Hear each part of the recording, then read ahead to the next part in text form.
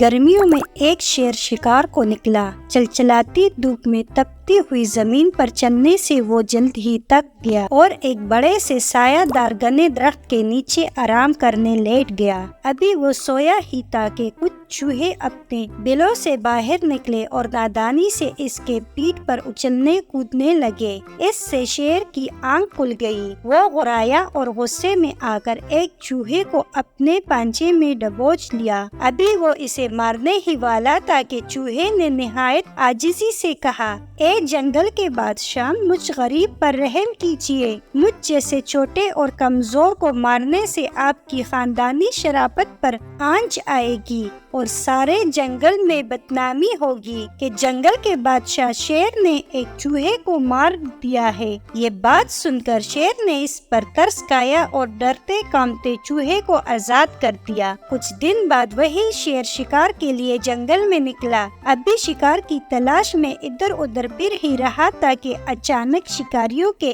جال میں پھنس گیا۔ اس نے نکلنے کے لیے بہت ہاتھ پیر مارے لیکن جال سے نہ نکل سکا۔ آخر پریشان اور لاچار ہو کر پورے زور سے دہاڑا۔ جیسے ہی چوہے نے شیر کی دہاڑنے کی آواز سنی، وہ تیزی سے وہاں پہنچا۔ دیکھا کہ وہی شیر ہے جس نے اس کی جان بخشی تھی۔ وہ شیر کے پاس گیا اور کہا، اے بادشاہ سلامت، میں آپ کا دوست ہوں۔ آپ نے میری جان بخشی تھی، آپ بالکل فکر مت کریں۔ یہ کہہ کر وہ جلدی جلدی اپنے تیز دانتوں سے جال کاٹنے لگا اور ذرا سی دیر میں جال کاٹ کر شیر کو آزاد کرا دیا۔ جب شیر آزاد ہوا تو اس نے سوچا کہ وہ بھی اس احسان کے بدلے کوئی احسان کرے۔ یہ سوچ کر اس نے چوہے سے کہا، اے دوست، تو نے مجھ پر احسان کیا ہے، جو تو مجھ سے مانگے گا میں دوں گا، بول کیا مانگتا ہے؟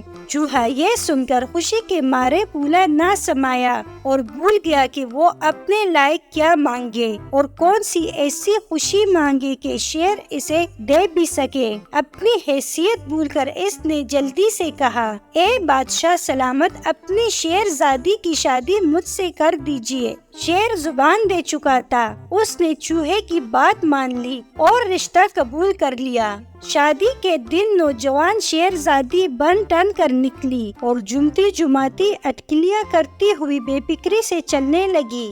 دلہا چوہا اس کے استقبال کے لیے سامنے کھڑا تھا کہ بے خیالی میں اتفاق سے شیرزادی دلہن کا پاؤں دلہا چوہے پر پڑ گیا اور وہ بیچارہ وہیں پس کر ڈھیر ہو گیا۔